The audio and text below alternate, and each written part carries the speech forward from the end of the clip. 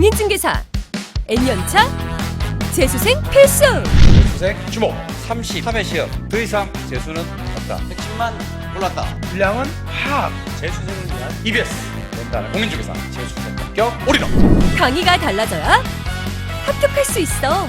아직도 결정 못했니? 딱 한 문제만 더 맞추면 합격. 합격.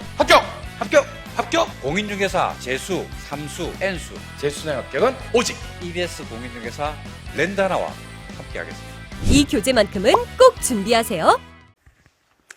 자, 결격사유는 작년에 대충 출제했기 때문에 올해는 지금 출제가 정통으로 한 문제 나올 가능성이 커졌습니다. 자, 그럼 이 결격사유에 대해서 보죠.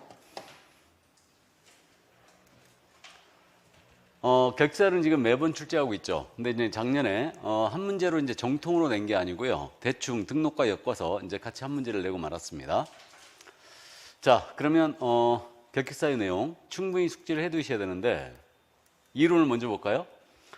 우리 법 제10조거든요. 결격의 효과에 대한 부분이에요. 결격사유 효과에 대한 부분인데 이 부분은 결격사유에 해당하는 자예요. 결격에 해당하는 자는 일단 중개사무소에 개설 등록을 할 수가 없죠. 그래서 결격자는 등록을 할 수가 없다. 이게 첫 번째. 그럼 등록을 할 수 없다는 얘기는 개공이 될 수 없다는 뜻이죠. 개업공사가 될 수 없다 이 뜻이고요. 다음에 이제 결격사유자는 소공사, 중개, 보조원도 될 수 없고요. 법인의 임원사원도 당연히 될 수 없습니다. 그래서 결국은 개공이 될 수 없고 소공도 될 수 없고 중개, 보조원도 될 수 없고 그다음에 임원사원도 될 수 없으니 결격사유자는 한마디로요. 개업, 공인중개사 등이 될 수 없다 이 뜻이에요. 자, 이번엔 이제 결격에 그럼 중개업에 종사하기 전에는 아예 진입을 금지하고 있고요. 종사한 다음에는 어떻게 되느냐? 결격사유자는 일단은 등록이 취소입니다. 그래서 결격사유자는 개설등록이 취소된다. 이렇게 되고요. 등록 취소입니다. 다음에 임원사원의 결격을 2월 내에 해소하지 않았어요. 그러니까 임원사원이 결격에 해당됐는데 2개월 내에 해소 안 했다. 그러면 임원사원의 결격을 2달 해소하면 이때는 법인의 등록 취소입니다. 이거는 임원사원인자의 결격은 법인의 결격이에요. 그러니까 이제 법인의 등록을 취소해버립니다. 근데 소공이나 중개보조원이에요. 그러니까 고용인인자가 만약에 결격이 열렸지 않습니까? 그러면 이때는 2월 내에 해소해야 되겠죠. 안 했어요? 그럼 안 하면 어떻게 되느냐? 이때는 업무정지예요. 그래서 제재가 틀리기 때문에 이거 주의하셔야 됩니다. 그러면요, 중개업에 종사하던 중에 만약에 결격이 열렸다. 그럼 개국이라면 등록 취소해요. 소공보조원은 이제 2월 내에 해소하라고 그랬고 떠나야 되고요. 임원사원이 결격이 열렸다. 2월 내에 떠나야 되죠. 그러니까 결격사유는 이거 종사한 후라면 중개업을 떠나라는 얘기예요. 그래서 한마디로요, 결격의 효과는 중개업 종사를 막는 유일하고도 최소한의 제도적 장치다. 이 정도 이해를 해둡니다. 여기까지.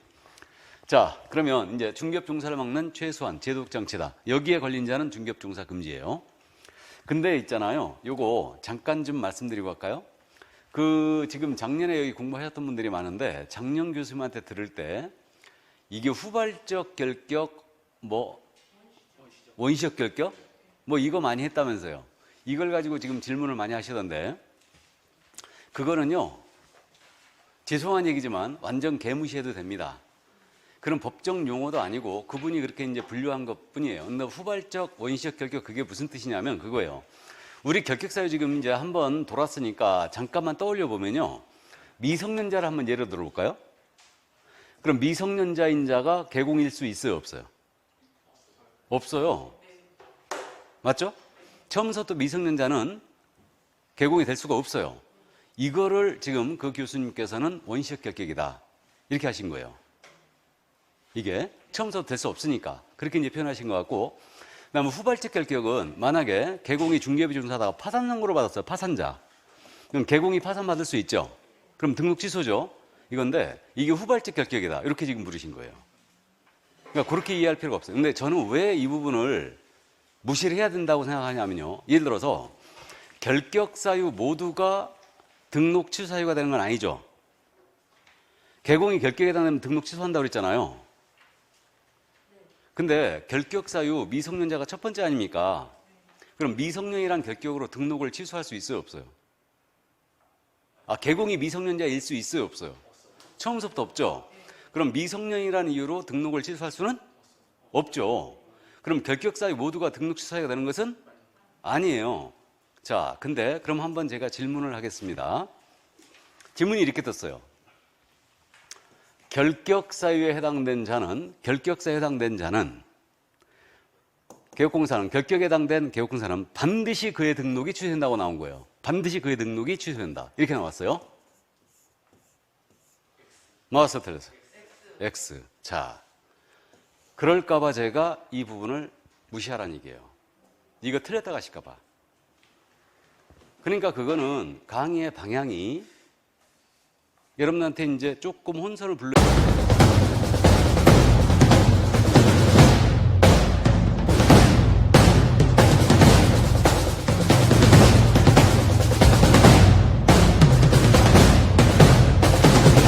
일으킬 수도 있다는 얘기죠. 개공이 결격에 대한 무조건 취소죠. 반드시 등록 취소죠. 처음부터 개공이 미성년이란 결격에 해당될 수 있어요, 없어요? 없다고 그랬죠. 그러면 미성년이란 결격으로 등록 취소할 일이 없어요. 맞지 않습니까? 그럼 결국 파산을 받았거나 피한정 후인이 됐거나, 다음에 금고 이상의 실형받았거나 집행유예 받았거나 이 법 위반한 300만 원 벌금 받았거나, 맞죠? 그럼 반드시 등록 취소죠. 그럼 결격에 해당되면 반드시 등록 취소죠. 처음부터 미성년에 해당될 수가 없으니까 개공이. 이해되세요? 그러니까 이 지문 때문에 결격에 해당되면 등록 취소한다 이렇게 기억하셔야 돼요. 무조건 취소의 등록. 처음부터 미성년 아예 해당 사유가 없으니까. 그럼 자격정지라는 거, 자격정지 기간 중인 자 결격이죠. 아, 자격정지 기간 중에 있는 자는 결격이잖아요. 그러면 개공이 자격정지 먹을 수 있어요, 없어요? 개공이 자격정지 먹을 수 있어요, 없어요? 없죠? 그럼 자격정지란 결격으로 등록을 취소할 일도 없어요. 처음부터 아예 해당될 수가 없으니까. 그럼 개공이 결격이 되려면 무조건 취소지. 뭔 말인지 내세요? 그러니까 결국은 결격 사유 모두가 등록 취소 사유가 되는 건 아니다. 참고만 해두는데 이걸 갖다가 이 지문을 틀렸다가 하실까봐 저는 이 얘기를 거의 강의를 할 때 안 해버려요. 괜히 쓸데없이 미성년 결격 사유 모두가 등록 취소 사유가 되는 거 아니다. 이렇게 얘기를 해버리면요. 여러분들이 그걸 기억해갖고 개공이 결격에 해당되면 반드시 등록 취소된다 그러면 틀렸다 가셔야 돼, 이거를. 그러면 안 된다는 얘기죠. 뭔 말인지 되십니까? 그러니까 어쨌든 좋습니다. 그러니까 그런 것들은 여러분들이 이제 생각을 바꾸라는 얘기예요. 바꾸고 원시적 결격이니 후발적이니 그거 따질 필요도 없어요. 그거 따질 필요도 없고 시험에서 그거 물어볼 일도 없고 그렇게 물어볼 일도 없고 그러니까 결격에 해당되면 개공 반드시 등록 취소래. 그러면 그냥 끝나는 거예요. 이해하셨죠? 그래서 이제 이 시간 이후로부터는 그런 질문 이제 그만하시기 바랍니다. 그래서 이게 이제 작년에 들었던 분들이 이걸 나한테 질문하는 거지, 그러니까. 이게 뭐 작년 교재 갖고 여태껏 이제 공부를 하고 있는 거예요. 그래갖고 작년 교재 갖고 공부하면서 이게 후발적 결격이 뭡니까, 이게. 그러니까 작년에 들으신 분한테 물어봐야지 왜 나한테 물어봐, 그거를. 나는 후발적 결격 언급도 안 했는데, 이런 것들. 그러니까 이제 어쨌든, 이제는 좋습니다. 결격에 해당되면 개공 무조건 등록 취소예요. 뭔 말인지 아셨죠? 그러니까 이제 그렇게만 해두시고, 다만 이제 결격 사유 모두가 등록 취소 사유가 되는 것은 아니에요. 미성년 같은 거, 자격정지, 업무정지 먹고 폐업했어요. 등록 취소를 받고 3년 경과되지 않은 자, 이미 업무정지 먹고 폐업해버렸죠. 취소할 등록이 없는 거예요. 나아가 등록 취소 받고 3년 경과되지 않은 자, 이미 등록 취소를 당했죠. 그러니까 그런 결격으로 등록 취소할 일이 처음부터 아예 없어요, 아예. 참고해 두세요. 그러니까 그 정도만 이해하시고, 그러니까 이런 부분에 대해서 여러분들이 의문점을 갖지 말라는 얘기예요. 그러니까 개공이 결격에 해당되면 무조건 등록 취소예요, 그냥. 아셨죠? 자, 그래서 이 정도 이해해 두시고, 자, 그럼 이게 중요한 게 아니고 각각의 결격 사유자가 중요합니다. 그래서 결격에 해당하느냐 안 하느냐 이제 이건데, 우리 등록관청은 개공 등이 결격 사유에 해당되는 여부를 관계기관에 조회할 수 있죠. 이건 잘 알고 있고, 이런 것들 추접스럽게 시도의사로 바꿔내진 않습니다. 그러니까 이제 그 정도 참고하시고. 그럼 이제 첫 번째, 제한능력자 3명의 결격이다. 자, 그래서 제한능력자 3명이 잘 아셔야 이제 미성년자가 있고요. 피한정 피성년 후견이 있는데, 미성년자는 만 19세 미만자죠. 그러면 18세까지가 미성년이죠. 그럼 19세가 되면 성년이 되는 거예요. 그래서 미성년자는 무조건 결격입니다. 그럼 성년이 되어야 결격이 이제 벗어나는 거고요. 문제 없고요. 피한정 후에는 질병, 장애, 노령, 기타 정신적 제약으로 사무 체력력이 부족한 자로서 이게 한정 후경 개시의 심판을 받은 자를 얘기하죠. 그래서 이거 법원으로부터 심판을 받아야 된다. 그래야 이제 피한정 후견이 되는 겁니다.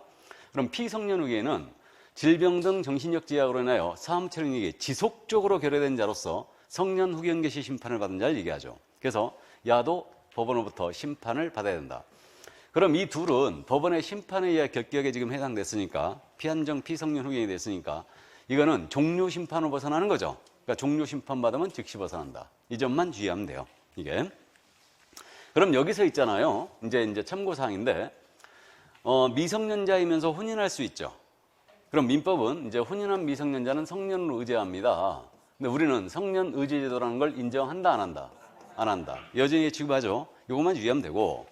그럼 여기 피한정 피성년 후견 주의에서는 여기선 주의할 점이 피특정 후견을 꼭 기억하셔야 돼요. 그럼 피특정 후견은 이거는 정신적 제약으로 인하여 특정 사무라든가 일시적 구원이 필요한 자로서 심판을 받은 자를 얘기합니다. 그래서 이제 이 자가 피특정 후견인데 피특정 후견은 결격이다 아니다? 아니다. 요 점만 주의하면 돼요. 피특정 후견은 결격 사유가 아니다. 근데 이게 우리가 자연적인 관점에서 보면 야도 지금 현재 문제가 좀 있는 자죠. 근데 여전히 우리는 결격은 아니에요. 그러니까 이제 자연적으로 생각해갖고 피특정 후견이 결격이야 이래시면 안 된다는 얘기예요. 그래서 이제 그 정도만 일단 주의해 주시면 됩니다. 그럼 제한 능력자 3명 문제 없습니다. 그러니까 요거 실수만 안 하면 그냥 끝나는 거고요.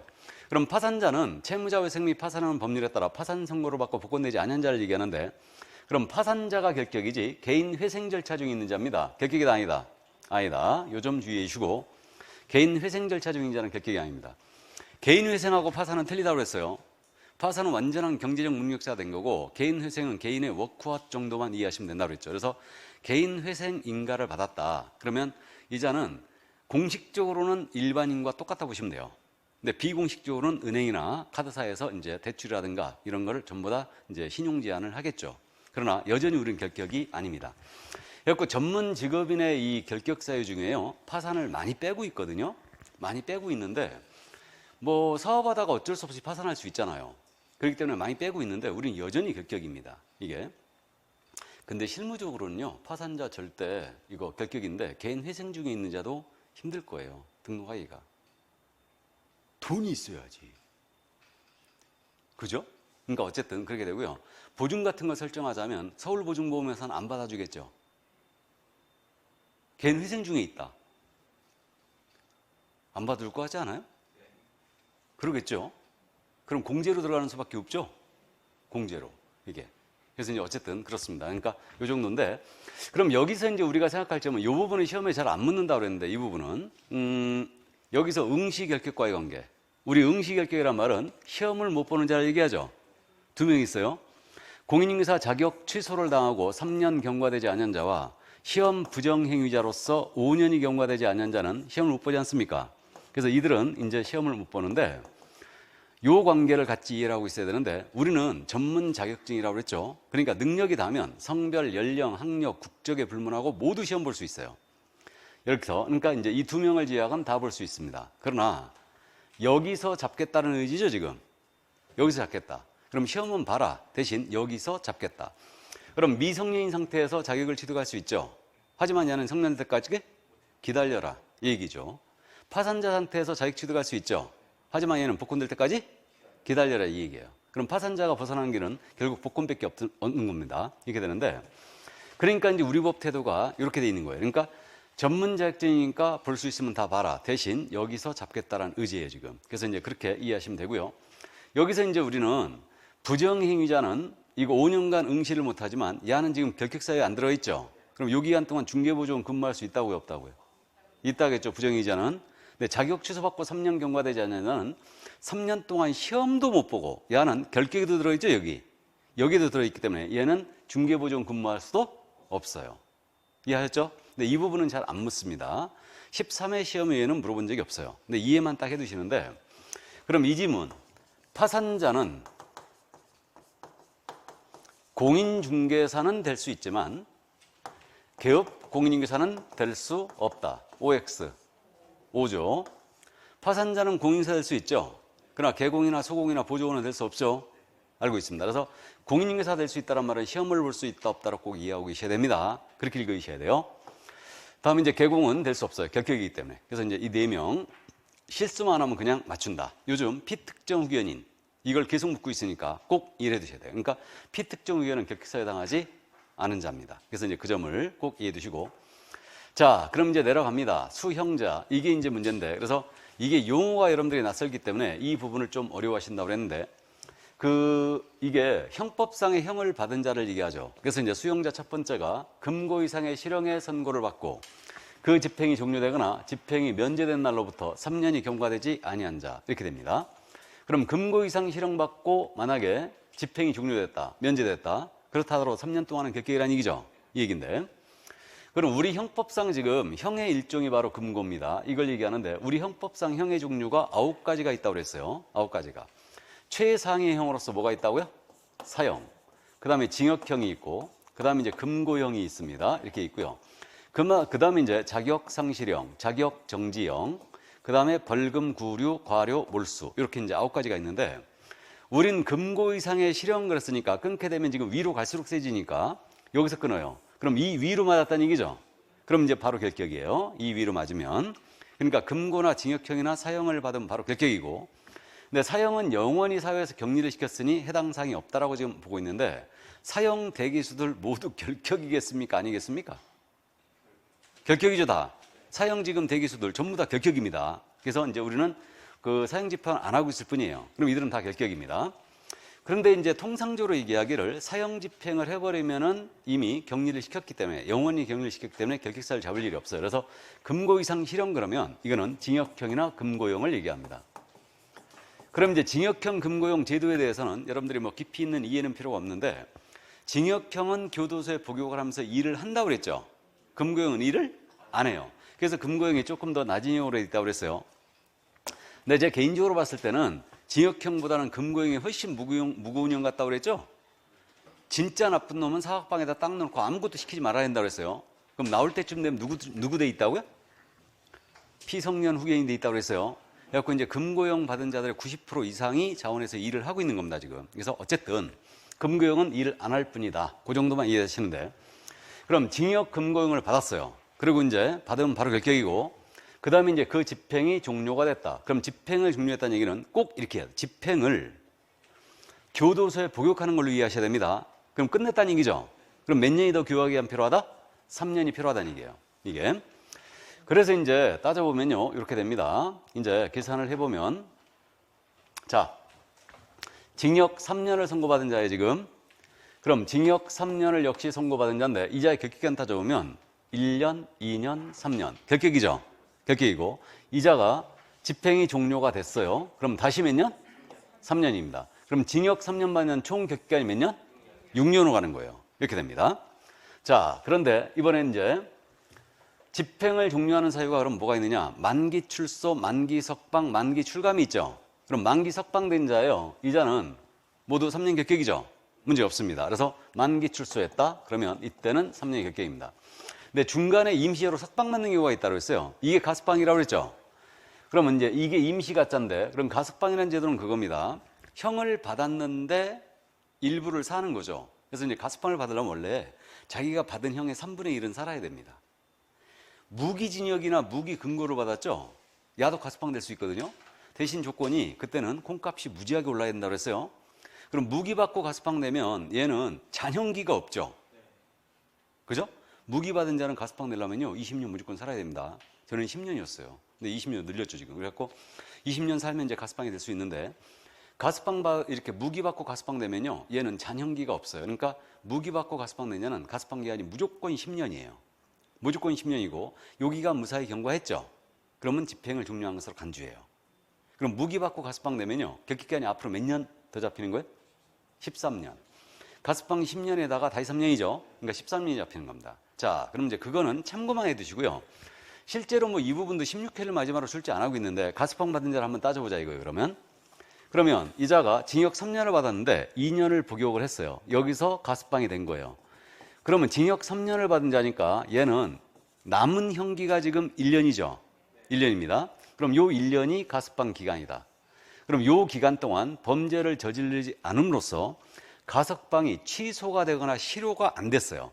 가석방의 취소 또는 실효됨이 없이 무사히 경과하면 집행을 종료한 것으로 간주하고, 그럼 다시 몇 년이다? 3년 결격이에요. 그래서 있잖아요. 꼭 명심할 게 가석방은 가석방 기간 더하기 3년이라는 얘기죠. 그럼 시험에서요. 스피드하게 문제를 볼 때 가석방이 되고 3년 경고한 자라고 나온 거예요. 가석방 후 3년 경고한 자. 얘는 무조건 결격 사유 당하는 거죠. 따질 필요도 없어요. 계산할 필요도 없죠. 얘는 무조건 결격이에요. 가석방 기간이 더해져야 되니까. 이해되십니까? 이렇게 이제 문제를 보는 거고. 자, 그 다음에 이제 또 여기 그 특별사면이 있지 않습니까? 특별사면은 이제 집행을 면제하는 제도예요. 그러면 집행을 면제했다. 그럼 3년 결격이죠. 그럼 특별사면이라는 제도는 대통령의 특권인데 대통령이 사람을 정해서 너 나가 이겁니다. 그래서 이제 특사가 바로 특별사면이라고 했어요. 그럼 징역 3년을 선고받은 자가 2년을 복역했어요. 여기서 대통령에게 EBS를 영어로 어떻게 쓰지? 손으로 EBS 쓸 수 있나? E. 어떻게? E. 그 휘표하게 해야지. 어떻게 하지?